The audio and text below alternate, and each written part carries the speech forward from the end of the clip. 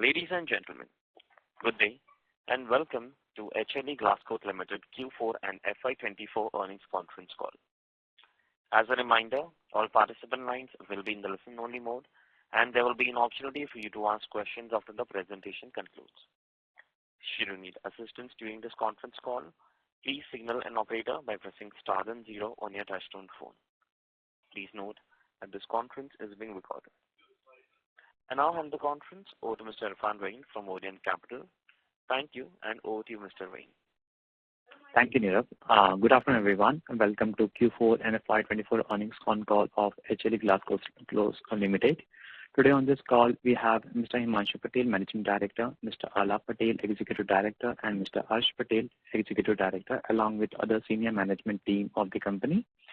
Before we begin the call, I would like to give a short disclaimer. This call may contain some of the forward-looking statements about the company which are based on beliefs, opinions, and expectations as of today. Actual results may differ materially. These statements are not guarantee of our future performance and involve risk and uncertainties that are difficult to predict. A detailed safe harbor statement is been given on page number 2 of investor presentation, which we have uploaded on exchanges and on company's website. With this, I would like to hand over the call to Himanshu, sir, for his opening remark. Over to you, sir. Thank you. Hi, good afternoon, everyone. This is Alap Patel. Just a small clarification, Mr. Himanshu Patel is not present in this call today, so I will be making the opening statement. So with that, good afternoon and a warm welcome to all the participants again. Thank you for joining us today to discuss HLE Glascoat's Q4 and FY24 financial performance. Today on the call we have with me Mr. Harsh Patel, our Executive Director, Mr. Naveen Kanpal, our CFO, and Mr. Nilesh Ganjwala, Senior Advisor to the company, as well as Orient Capital, our Investor Relations partner. I hope everyone has had an opportunity to go through our financial results and the investor presentation which has been uploaded on the stock exchanges as well as on the company's website. Despite the challenging environment, we have managed to grow in terms of revenue. Our Q4 performance remains strong compared to Q4 FY23. Our order book remains robust. And while the weakness in the chemical sector continues to challenge the industry, we remain focused on our strategy to expand into new products and geographies through acquisition and by also introducing Palatec products in India. Our acquisition of Kinam reflects our ongoing efforts to strengthen our industry presence. Kinam's reputation as a distinguished manufacturer of heat exchangers, pressure vessels, and process equipment aligns perfectly with our vision of expanding our product offerings and solidifying our market leadership. We anticipate that this acquisition will create valuable synergies, enabling us to drive operational enhancement and provide innovative solutions to our customers. On September 26, 2023, we completed the acquisition of 35.56% profit share with a controlling interest in Kinam Engineering Industries, a partnership firm. Additionally, we completed the acquisition of 0.5% equity shareholding in Kinam Enterprise Private Limited, or KEPL. The board has approved an additional acquisition of 34.44% profit share, which will increase our controlling interest subject to the fulfillment of certain obligations and NCLT approval by the way of amalgamation of KEPL into our company. Our current order book is strong as of March 2024, standing at approximately rupees 480 crores, further providing visibility of 4 months for the India business and around 9 to 10 months for the Palatec business. As a result of our continued strategic efforts, we are seeing encouraging orders for the innovative range of products of Palatec in India. Our glassline equipment business in India experienced a decline in FY24 due to a slowdown in the chemical segment, which has impacted our business and led to a decrease in our order book. Additionally, delays from many customers in accepting delivery have also affected our top line and working capital days. However, we anticipate a strong recovery in this segment starting from H2 of FY25 as the sector rebounds. In contrast, our acquisition of Kinam has bolstered our heat transfer equipment business, which has shown robust performance on a sequential basis. We expect this acquisition to continue fostering synergies across our operations. Moreover, our geographical expansion into the US has been successful. growing our order book to approximately $11 million as of March 2024. This expansion reaffirms our commitment to excellence and our ability to meet the evolving needs of our customers anywhere on the globe. I will now request Mr. Naveen Kanpal, our CFO, to take you through the financial performance for the quarter and the half-year performance. Thank you. Over to you, Naveen.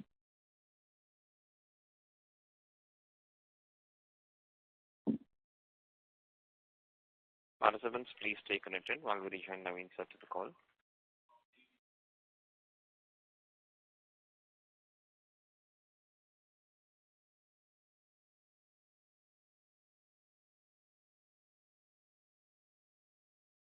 Yeah. Can I start? Yes, sir. Thank you, Alap bhai. Good afternoon to all the participants. I am pleased to share our financial results for the quarter ended March 31, 2024. The company reported consolidated revenue of approximately rupees 307 crores, EBITDA of rupees 38.4 crores, and PAT of around rupees 15 crores. On a sequential basis, we achieved a revenue growth of 28%, 34% increase in EBITDA, and a significant 149% growth in PAT. Year on year, our revenue grew by approximately 3%, though we face challenges at the operating level due to the slowdown in the chemical segment. For the full year, our revenue grew by approximately 4%, rising from rupees 968 crores to rupees 932 crores. Our EBITDA margin stood at 12.5%, which we expect to be in the range of around 15 to 16% moving forward. Our PAT margin was 4.2%. In FY24, our filtration, drying, and other equipment segments contributed around rupees 370 crores, up from rupees 344 crores in FY23, representing a growth of approximately 10%.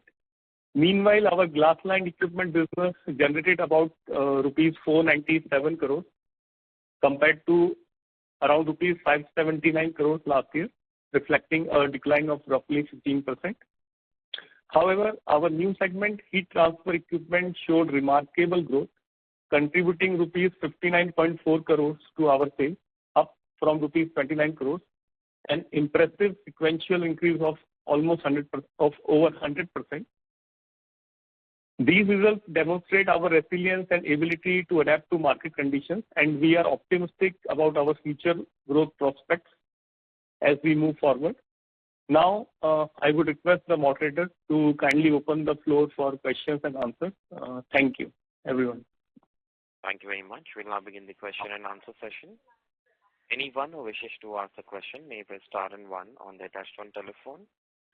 If you wish to remove yourself from the question queue, you may press star and two. Participants are requested to use handsets while asking a question. Ladies and gentlemen, we will wait for a moment while the question queue assembles. Participants, you may press star and one to ask the question.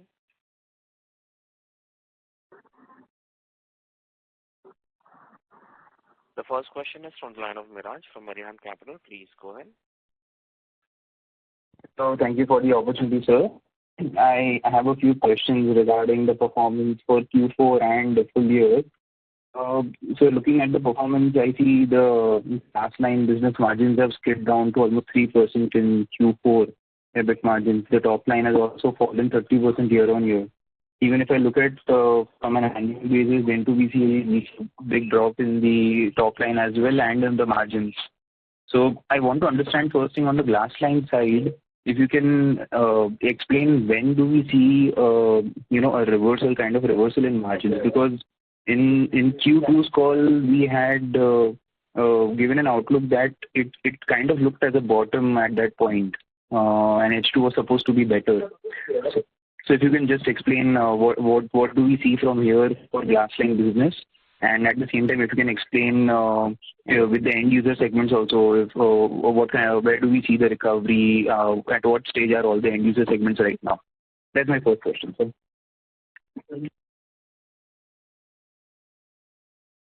Sure. Hi. Yes, so the glassline business experienced a significant slowdown towards the later part of the year. While we continue to have a strong inquiry funnel, I think the challenges revolve around converting those inquiries into orders, as most customers, who had those inquiries, showed significant delays in finalizing the orders. And obviously, as a result, the top line and the bottom line, kind of suffered. Having said that, at the moment, we are seeing already some shoots of recovery. So as we stand right now for the first 2 months, we are already seeing an order book that has grown over 50% compared to the same 2 months last year. Now, yes, while last year is not a great benchmark, but I think it's a great indicator of where things are heading. So basis that, we feel that the second half of the year, the revenues obviously will pick up as we continue to book more orders, and the margins should follow, right behind. Okay, so if I got it correctly, we don't see an improvement coming in the first half. We see it coming in the second half of FY25. Can you also explain in terms of the end user? So let's say specialty chemicals or pharma, where do we see growth coming in, or what is the current scenario with all of these segments, clients in these segments? Yes, so as we are seeing right now, the growth is, or rather the order bookings are coming in from a varied mix of orders. So it's both specialty chemicals as well as pharma. And what we are also seeing is that agro, in bits and pieces, we are seeing both inquiries and orders flowing in. But relatively speaking, it's specialty chemicals and pharma that's beginning to pick up. Okay, understood. And on the coloring side, because of my reason why I'm asking, sir, this is because we had a similar view in Q2 FY24 as well. So I just want to understand how things have changed from Q2 that gives you more confidence right now when we see that orders have actually come up and delays would not happen again in deliveries. Yes. So I think the biggest difference between what we had in Q2 versus, or rather after the end of Q2 last year and now, is that we had a strong order inquiry at the point, but then, conversion was a challenge. But as it stands today, we are also seeing substantial conversions happen. So that's what gives us that confidence about. Okay, understood. And sir, how do we see the pickup of phthalate products right now? Are they being well accepted? What kind of inquiries are coming in for that in India? Yeah. So we introduced the phthalate products a while ago. The initial response to the phthalate products is quite good. We have already started not just booking but delivering our phthalate products as well. So it's quite encouraging, and we feel that there is great potential for phthalate products in India. And that would be across all clients, or so is there any specific segment only which is currently phthalate is being accepted in? No. So phthalate products are intended, there is no specific segment that it caters to. So it's suitable for all different kinds of customers. So, I meant in terms of acceptability. So when we see, let's say, from pharma or specialty chemicals, the order inquiries that are coming from these, when you must have spoken to the clients in these segments, is there any hesitation from any segment where, the product acceptability is taking a back seat right now? Or is it equal across all the segments? So just to clarify, so the first few orders that we have are from predominantly, all the sectors that we usually speak of. So we have orders from pharma, from specialty chemical. Coincidentally, we also have, from a company that you could consider an agrochemical, primarily an agro company. So, the products are intended for and are being accepted by all different kinds of customers. Understood. And sir, if you could also let me know what kind of margins do we get in H1 and H2 So when we say H2, we expect a bounce back. What kind of margins are we anticipating? If you can just give some guidance on the margins. I think the margins in H1 are more likely to be slightly better than what we've seen in H2 of FY24. And H2, we expect the margins to come back to normalcy.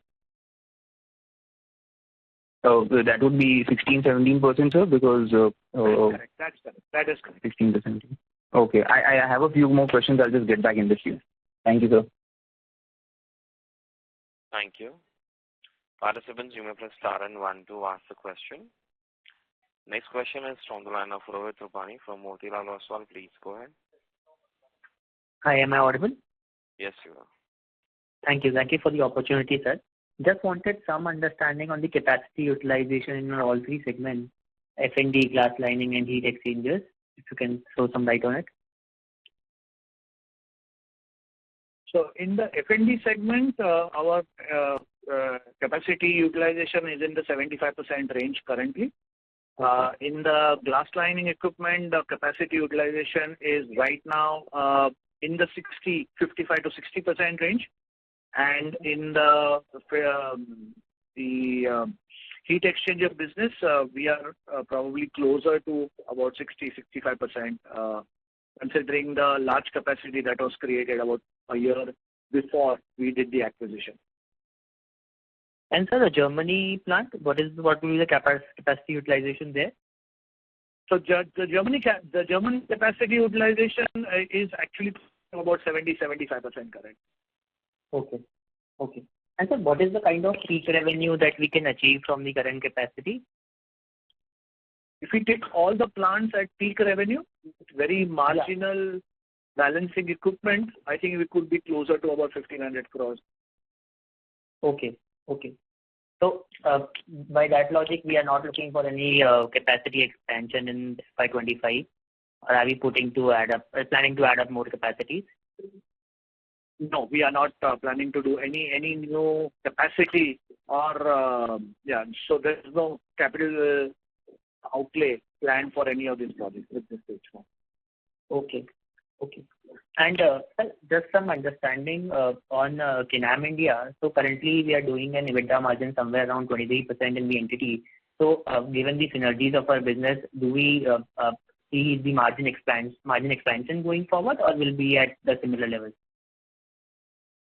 We expect the margins to be in the 25-26% range. This is something that we expect over the short to medium term. Okay. And sir, another question on the working capital side, since this year our working capital is a little bit stretched. So going forward, what will be the guidance for working capital? Is it expected to come down, or will it be in a similar range? I think the working capital this year, I think, has also.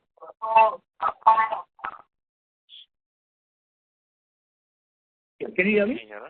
Yeah, I can hear you. Yeah, okay. So the working capital this year has also been, it appears to be slightly skewed only because of the addition of Kinam into the balance sheet, which was not there in the comparable period for the previous year. On an overall basis, I think we've had a slight bit of a challenge, I would say, in the range of about 20 odd crores. I don't have the exact number, but somewhere in that range, which is predominantly due to products ready for dispatch, but where the customer wanted a slight deferral. But over and above that, otherwise, I think working capital cycle has been kept pretty much at normal levels even during the course of this year. Got it. Also, sir, some color on the debt obligations, annual debt obligations that we have, debt repayment obligations. So our annual repayment obligations are in the range of about 35 crores for FY25. Got it. Thanks, sir. I'll fall back in the queue. Thank you for answering. Thank you very much. Next question is from the line of Anil Chetty from Solidarity Advisors. Please go ahead. Hi. Thank you for the opportunity. Just had a couple of questions around the glass line equipment business. How should one interpret the EBITDA margin for business in FY24? I'm sorry, we lost your audio in between. Can you speak to the handset, please, and come in a better reception area? Is this better now? Yes, go ahead. Okay.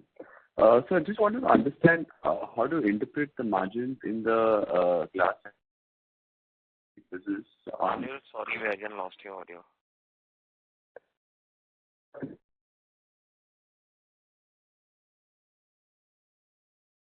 Anirudh, if you can hear us, may I request you to come back in the question queue? Yes, I'll join. Thank you. Next question is from the line of Nitin Gandhi from Inocos Advisors. Please go ahead. Thank you very much for. Go ahead. Thanks for taking my question. A few minutes back, you suggested that the first 2 months order book has been decent. Can you quantify that? It's just been 2 months, so I think it would not be fair to give numbers for 2 months at this stage. And anyway, it's just the order book for the glass line business, so it's a very granular information. It was more in context of informing how the market is trending currently, considering the slackness in the previous year. Right.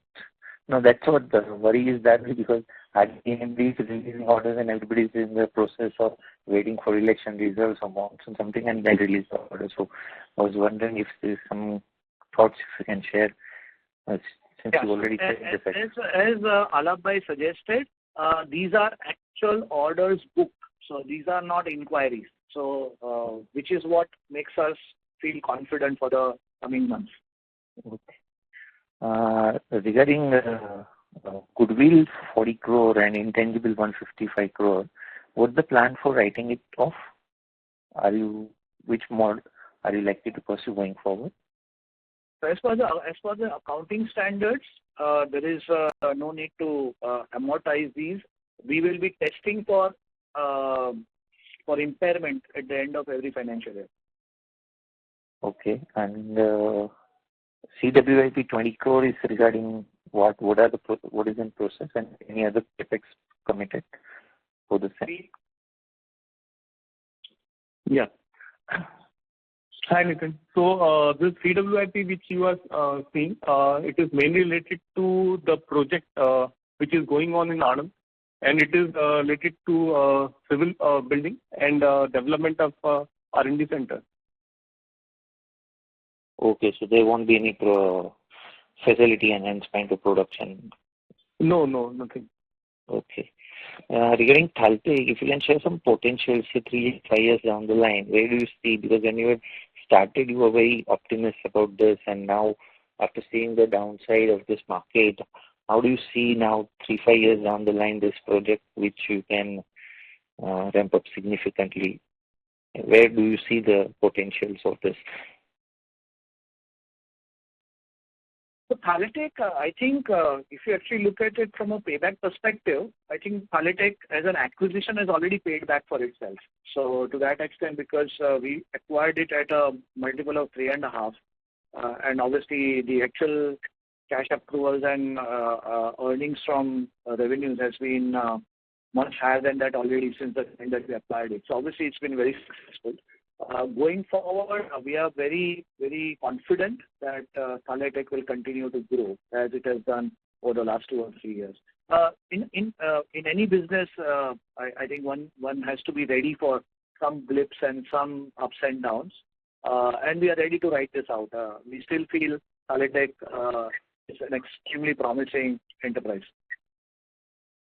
So when you say peak revenue 1,500 crore, can you share something on the Thaltech and other acquisition and core company? I'm sorry, I did not understand your question. If you could please elaborate. Yeah, sure. You few minutes back you said that peak revenue potential is likely to be somewhere around 1,500 crore with minor balancing equipment. That's right? That's correct. Okay, so now I wish to have Thaltech and the new acquisition came, I forgot the name, and the core company glass line. So if you can give some breakup for that. I think Thaletech itself can probably give us close to about roughly about 450 crores of revenue with very minimal investments in balancing equipment. Right. Kinam is capable of giving up to 300 crores of revenue with very minimal investments. Right. And the balance will come from this existing. Yeah. Okay. Thank you very much. Thank you. Next question is from the line of Pradeep Rawat from Yogya Capital. Please go ahead. Yeah, good evening, everyone, and thank you for the opportunity. So I have one question. How are you seeing demand from the US market right now?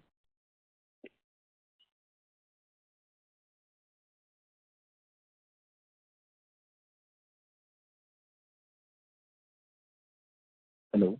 Hi. The U.S. market right now is stable, I would say. There hasn't been any major movement upwards or downwards since the last 2 quarters. That is what we see in the U.S. market. And can you comment about the Europe market?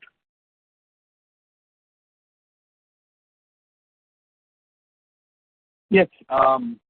So in the European market as well, I think we haven't seen any significant movement either up or down. So with all the challenges that exist around the macroeconomic situation, things continue to be at status quo.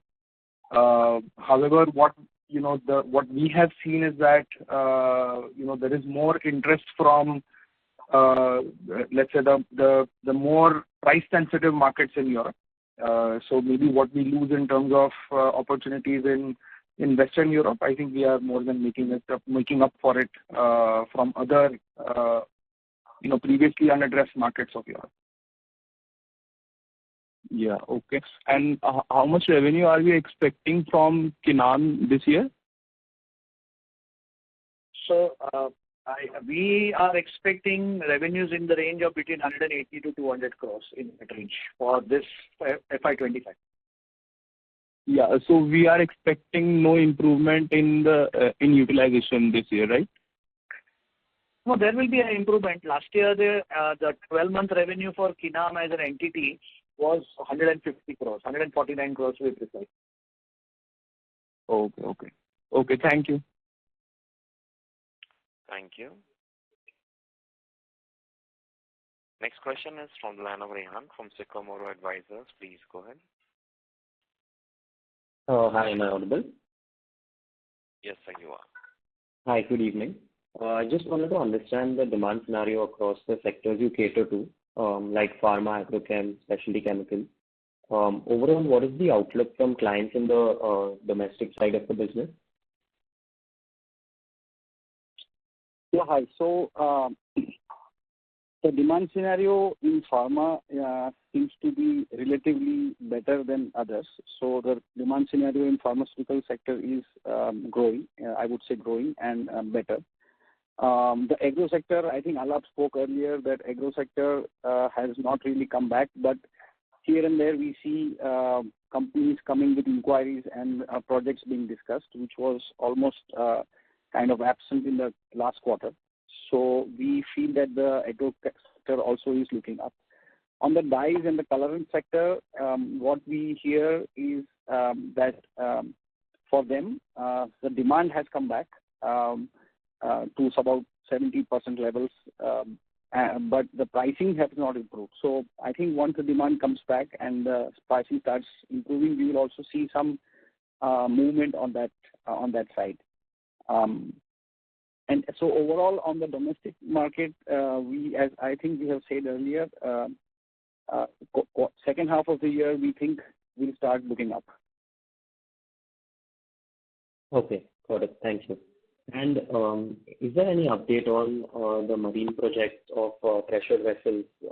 I think we have done a couple of tests, and any update on that front?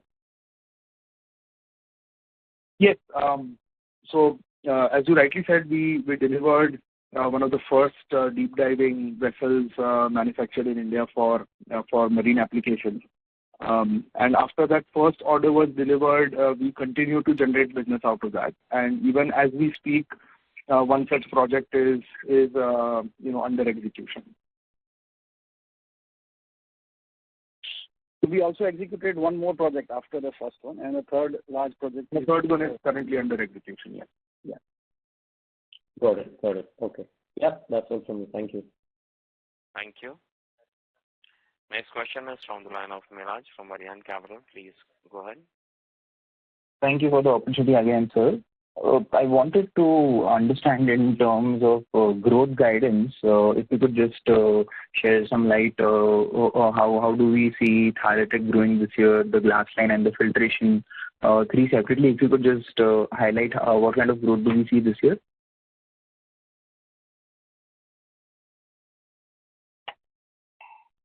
I think we feel that given the soft order book and revenue growth last year, we believe that for the year as a whole, we think we can grow at roughly about 18 to 20% growth rates for the India business and between 10 to 12% growth rate for the Germany business. Okay, 10 to 12. And sir, if you could just reiterate the margins, and you said in H1 you see similar margins what took place in H2 of FY24. But if we are seeing good order bookings in glassline business, don't we expect the margins to improve in H1 itself rather than H2? The margins will improve in H2 because the orders that come in H2 and will actually get dispatched during H2, say because of the production cycle requirement. So even if I get an order in May or June, most likely they will get dispatched in the quarter 3 of this year. So that's why the margin improvement will also reflect in H2. Okay, so for glassline we expect 16 to 17% in H2. Sir, if you could just throw some light on margins that we expect in filtration business and Thalatic as well. The filtration business has actually maintained its margins during the last financial year. We believe that the filtration drying equipment margins should be in the 17 to 18% range for the entire financial year on an average. On average, okay. But is there a trajectory that H1 will be kind of lower, H2 will be better, something like that? That has also been generally the trend, and also given the way the market is behaving, I think this year the trend might be a little more accentuated. Okay. Just one understanding on one question on the understanding part. Why are the margins in India business for glassline business has been so low? I don't understand that these are the margins that we've never seen earlier. So if you can just explain a bit in detail that why has been almost 3% EBIT margins we've done this time. If you can just throw some light on that. I think it's a direct correlation to volumes. I think costs and fixed costs especially remaining more or less the same. With the drop in the revenues in the India glassline business, basically the contribution or the value addition over the material cost has not been able to adequately capture or compensate for the fixed costs. So it's basically a volume situation. Also, given the slackness in the market, obviously pricing was slightly under pressure. Understood. Okay, understood. And 18 to 20% is the growth in India, and 10 to 12% is outside India. Okay. Thank you, sir. I'll get back in the queue. Thank you. Thank you very much. Participants, you may press star and 1 to ask the question. Next question is from the line of Anirudh Shetty from Solidarity Advisory. Please go ahead.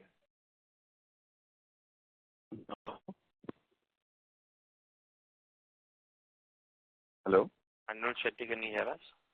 Yes. Anirudh Shetty, can you hear us? Hello? Yes, sir. Can you hear us? Yes, I hope I'm audible. Sir, we can hear you, but your voice is breaking. Yeah, I'll just give it a try, and probably if my voice isn't audible, I'll write an email later on. So my question is actually on the glassline equipment business in India. You mentioned there is some pricing pressure in this segment. So can you just call out vis-a-vis a more nominal, what is the discount levels that you had to give in this year? And if the industry is getting aggressive on pricing, what gives us the confidence that, the gross profit margin will go back to what it used to be? So I think typically whenever volumes fall, the entire market will readjust prices to ensure that volumes are, at least to whatever extent possible, are maintained. And we've seen a price variance this year of between 5 to 7% over the entire year from a pure realization perspective. This is a very normal scenario. Whenever the volumes pick up, the prices would pick up pretty much shortly thereafter. So this is a very normal trend that we see in virtually every cycle. Got it. And we are looking to grow our domestic businesses 18-20%. I presume that's also true for this glass-lined domestic segment. So, is this, what would your assumption be around end industry growth, and do you believe that you all can grow market share further from our current pace and help us grow faster if that holds true?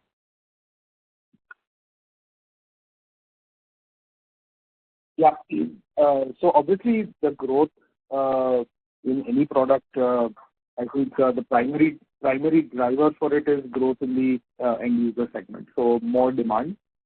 Having said that, I think the other lever for growth for us is better market penetration and increase in market share. So we have multiple levers to do that. One is obviously through better, more competitive value-added products such as Solitex. But then there is also the opportunity to have a more coherent sales approach. Bundling with other products in our portfolio, offering comprehensive solutions. So when all of these efforts are combined together, we feel that the 18 to 20% growth, even in the glass-lined business, is feasible. Got it. And just one final question is, our market share, correct me if I'm wrong, is about 25% is what I read. Is there any particular areas wherein we are where we have a very strong presence, where we are stronger than, our competitors? And how, in the last 1 year, how has our market share trended? Yeah. So I think you very rightly said we all have, areas where we are stronger, compared to our competitors. It could be an industry segment. It could be geographically. So traditionally, we have been quite strong in the Gujarat region, with a substantially higher market share than our national average. And also, if you really look at the markets in the North Gujarat region, so Ahmedabad and so on. So these are particularly the markets that have all, they are full of colors, dyes, etc. These are also, the markets that have suffered substantially from the slowdown. And one of the things that Harsh said is that the demand in volumes for our end customers have come back, and obviously for them the margins are expected to follow, and that also gives us hope that this segment will recover as well. Okay, got it. Thank you for addressing the questions. Appreciate it. Sure. Thank you. Thank you very much. Next question is from the line of Tanya Gupta from Green Portfolio. Please go ahead. Hello, am I audible? Yes, ma'am. So following the acquisition of Kinam, we saw robust performance in the second half of FY24 along with high margins. So do you expect margins to be sustainable above 20%? And what revenue contribution are we projecting for the following year from this segment?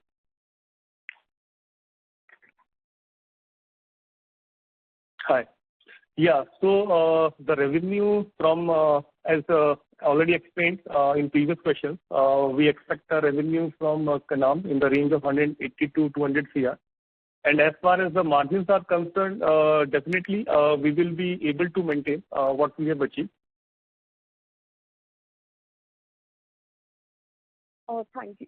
Thank you, sir. Understood. Thank you. Next question is from the line of Sanjay Nandi from VT Capital Markets. Please go ahead. Yeah. Thank you for the opportunity, sir. Sir, our debt levels have increased significantly post this acquisition of Kinam. So can you help us understand what kind of debt we are comfortable with?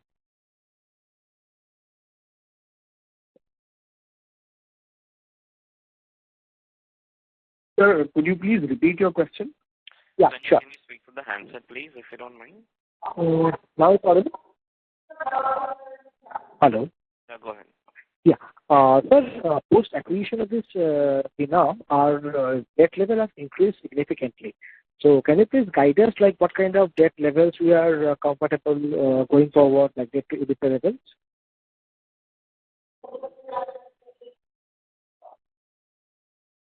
I think our debt to EBITDA levels, we will, on an annualized basis, we would like to always keep it below 1.5. And I think even at the current rate, on an annualized basis, we are around the 1.5 level. So we will not increase debt. In fact, there is a plan to reduce the overall debt during the ongoing financial year. Okay. And so just to mention that we have order book of roughly 450 odd crores as on March 24. So with the annualized sales of 900 odd crores, so how can we see our orders coming from in the second half of the year? So we are expecting an order book growth already happening and we are already seeing that happening as we speak in the first 2 months of the current financial year. We have also used this opportunity to build a much more stronger sales team network across the country, especially in areas where we were, let's say, historically not so strong. So there has been a lot of, should I say, initiative in improving our sales reach with multiple customers across the country. Okay. And sir, can you give us any guidance for this top line in FY25, if possible?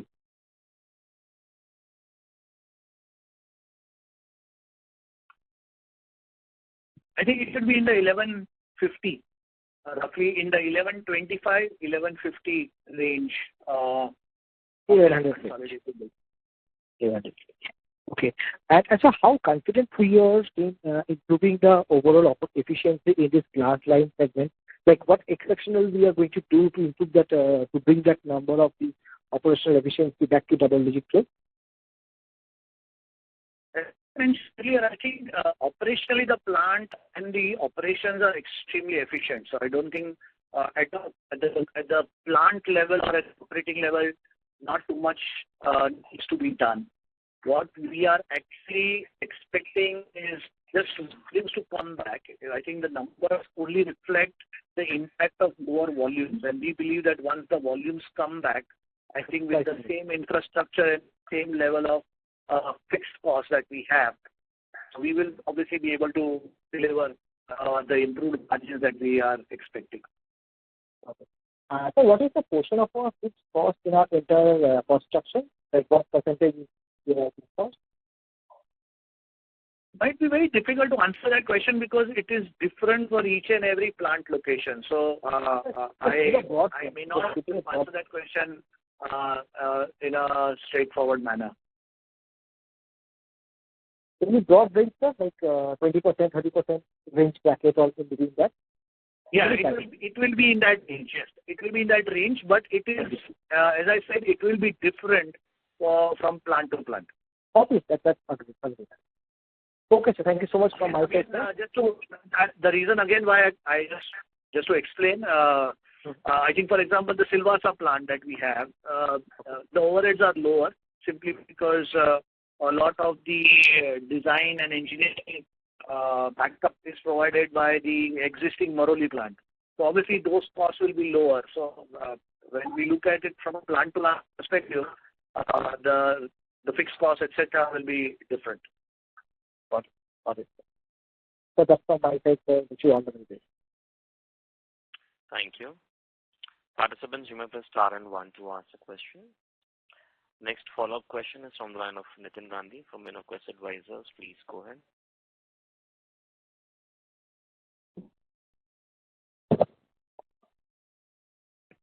Nitin Gandhi, may I request you to unmute your line and go ahead with the question, please? Yeah, thanks. What are the cost of carrying debt? 146 crore long term and 216 in short term.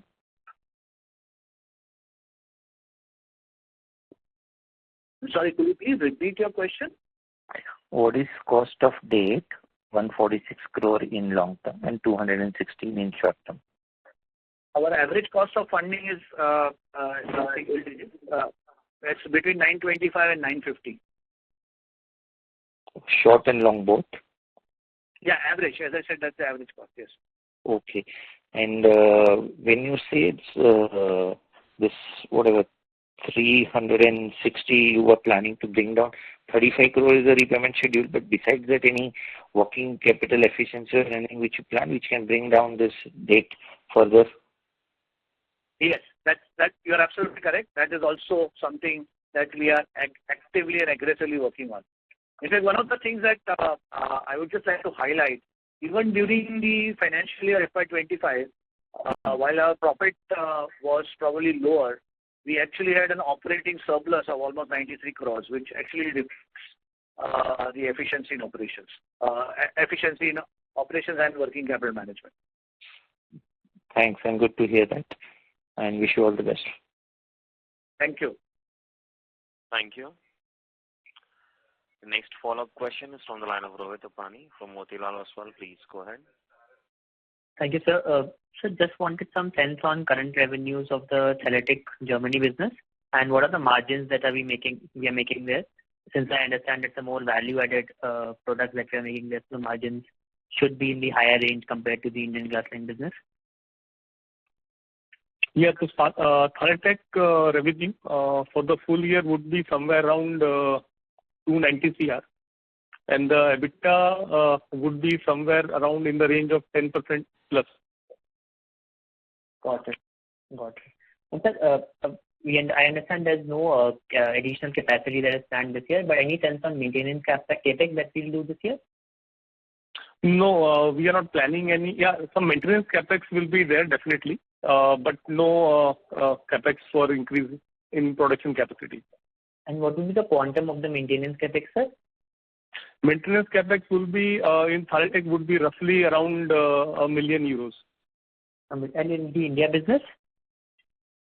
In India business, as briefed earlier, we are not planning any production capacity related capex. There will be routine maintenance capex somewhere around in the range of around 15 CR. Got it. 4 plants in India is expected to be. Hello. Sir, can you hear us?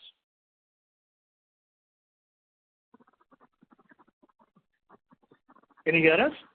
Yeah, we can hear you. Sir, can you repeat that? The maintenance capex in India business? The maintenance capex in the India business is expected to be in the 10 crore range across all the 4 plants. Got it. Thank you, sir. Thank you so much. All the best. Thank you. Thank you. Next question is from the line of Pradeep Awad from Yogya Capital. Please go ahead. Yes, sorry, can you repeat the Kinam margin? I missed that earlier. So Kinam margin is expected to, as Naveenji said earlier, for the current financial year, we are expecting revenues between 180 to 200 crores with a margin in the range of about 25%. EBITDA margin. Okay. Thank you. Thank you. Next question is from the line of Miraj from Arian Capital. Please go ahead. Hi, thank you. So I just have two sets of questions. Firstly, regarding Theretic, what was the revenue for the full year? Because earlier we had guided for some 12% growth and 13% margin. So if you can tell me what was the revenue and margin for Theretic? So I think as Naveen mentioned earlier, the Thaletech revenue was at around 290 crores for the year, and the margins were a little above 10%. A little above, sorry? 10%. Okay. So going ahead, how do we see margin trajectory in Thaletech, sir? The margin trajectory is likely to be in the 12% range. I think we had also mentioned was that due to the high inflation in Germany, there has been an industry-wide agreement for increase in the cost of manpower, which has basically contributed to the lower margins during this year. Okay, but that was actually my next question regarding the cost structure. If I see historically, our employee cost is currently being one of the highest. Right now, it's almost 18% for the entire year as a percentage of sales, and even the other cost has shot up to almost 20%. So, are we employing any cost saving metrics so that we bring down some costs, or are there any one-time costs involved over here? If I'm not wrong, earlier you had also given out some bonuses in one of the previous quarters, but this quarter's employee cost has again shot up in absolute terms. So, if you can just throw some light on the cost side, how are we focusing? Are we trying to bring down any costs on any front, or are there any one-time costs involved?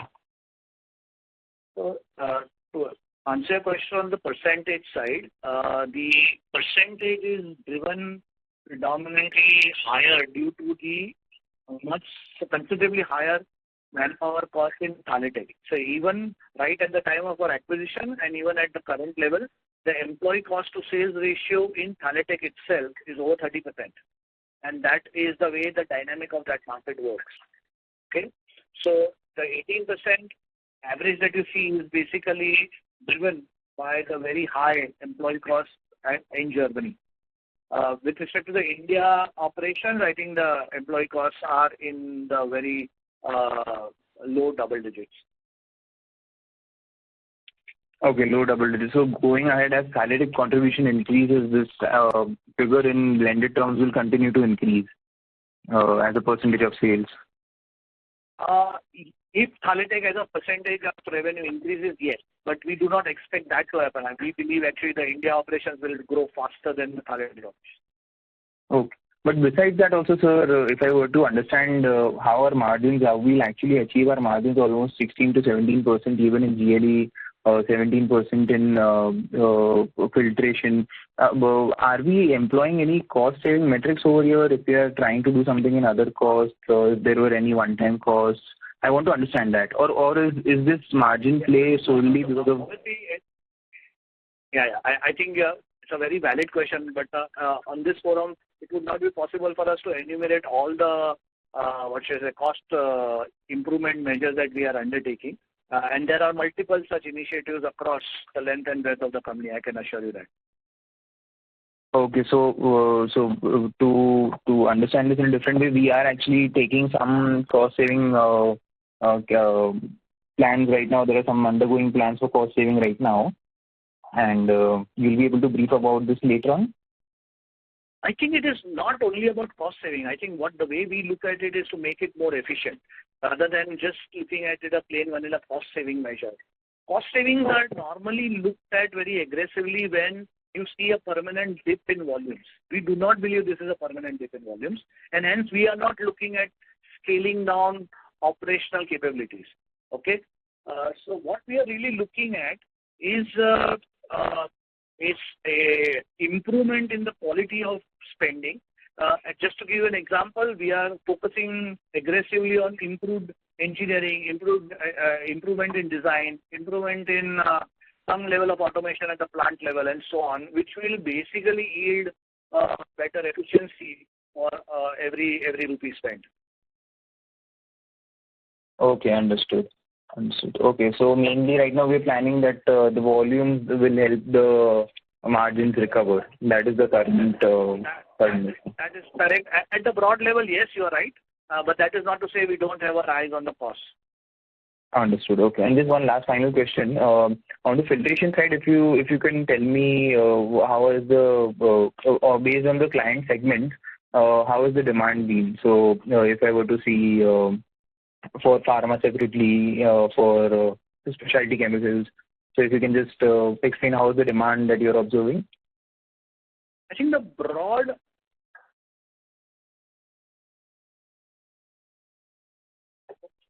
Can you hear us? We lost our audio in between. Yeah, hello. Yeah.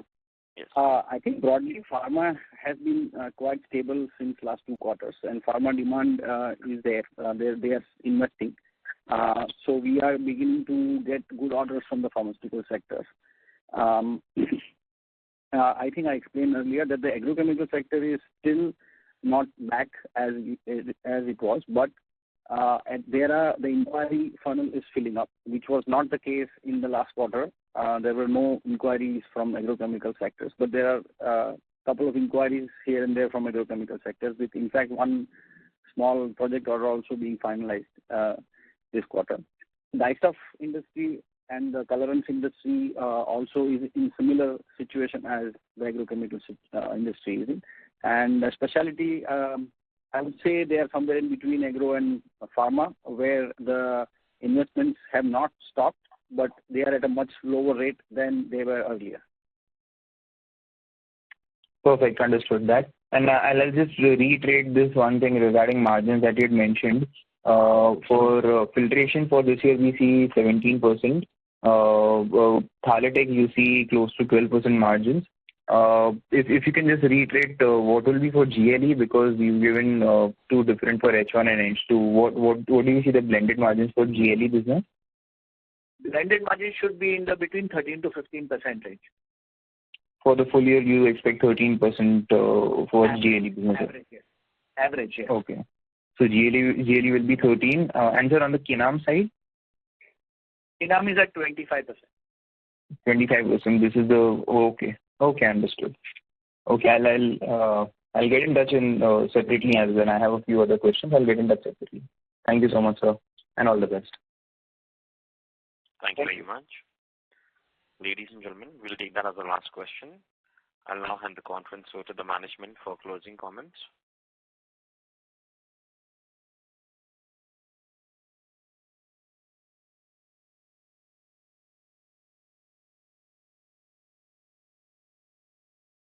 Okay, are we taking one last question? Is that what you said? Yes, sir, we have one question in the queue. Next question is from the line of Gautam Rajesh, individual investor. Please go ahead. Hello, sir. Thank you. So I had a question. I had 2 parts of a question. If we look into about the growth over the next 3 years for your international business, given the slowdown of the industry, will the growth be led primarily by market growth or market share growth for the international business? I think it will be a mix of both. It will be a mix of market growth, increase in market share, and also penetration into new markets where we are currently not present. Can we quantify that by any means? Would be difficult. I don't think we have a number specifically for a 3-year period. Okay. And one final question. What percentage of the end user demand internationally comes from chemicals versus agrochemicals versus pharma and all, glass-lined and all, for the international business?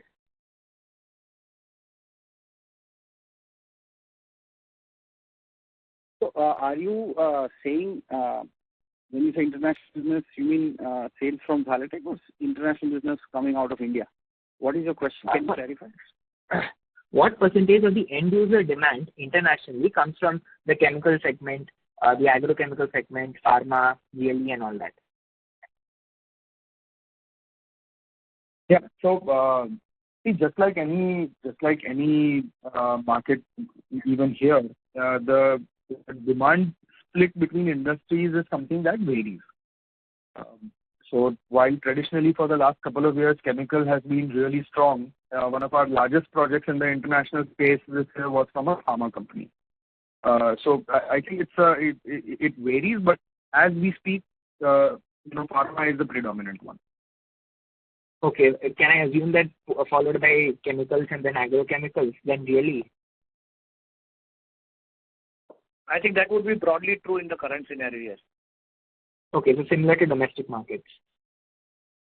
Yeah, it is similar, yes. Broadly, yeah, in terms of, yes, the pecking order, yes, I think that's the correct one. Understood. Thank you so much, sir.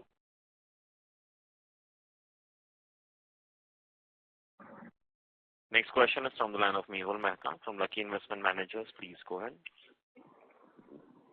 Yeah, hi, Mitul Mehta. Good evening, gentlemen.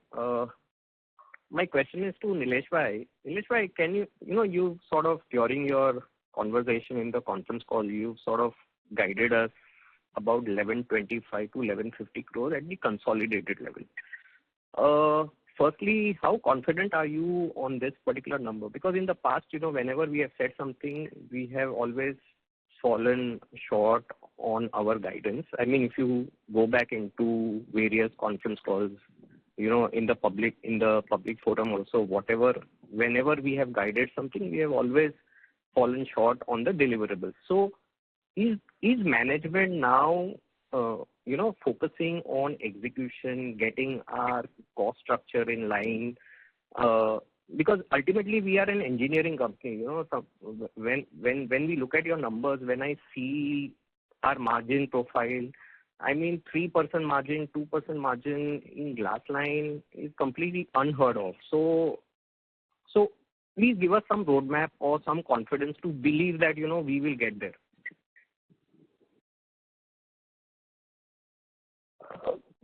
I don't know how to answer your question with respect to our past track record, because at least in our belief, this is a very committed management team, which is entirely focused on building the business. The kind of building blocks that have been built in the business are pretty much unprecedented. So I really don't know where you are getting this impression about the management not kind of being able to build the confidence in the in this forum, and especially with you. With respect to the numbers, with respect to the fast forward, no, but I wish businesses could be run on an Excel sheet. Unfortunately, that is not true. No, we agree. But Nilesh Bhai, when we go through some degree of slowdown, when the sector takes up, we understand the cyclicality of the industry. We all understand that. But when I look at your peers like Ford, GMM and all, the amount of cost, the amount of focus that they put on the cost saving exercise is much ahead of what we have done in last 2 or 3 years. Apparently, when I look at your P&L, our P&L always looks very inflated here. So, what are we doing to, now sort of incrementally, bring more efficiency, bring more productivity, bring cost under control? This is what we want. Well, as I said earlier, the management continues to focus on multiple areas of cost rationalization and efficiencies. So it is not as if the management is not conscious of the cost of its operations. It's unfortunately very difficult to answer a question which is relatively vague and based on an opinion. So I'm sorry, I'm not able to give you more specific answer than that.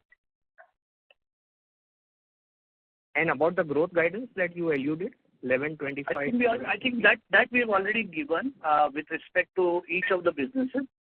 We are looking at between 18 and 20% growth in the India business and between 10 and 12% growth in the Germany business. Okay.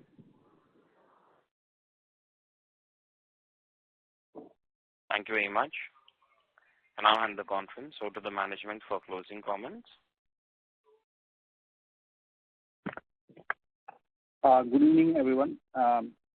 It was a pleasure talking to you all. I hope we have answered your questions, and we as management, we continue to be invested in the business, and we will strive for improving the margins and meeting our guidance numbers. Thank you. Good day. Thank you very much. On behalf of HLE Glascoat Ltd, that concludes this conference. Thank you for joining us, and you may now disconnect your lines. Thank you.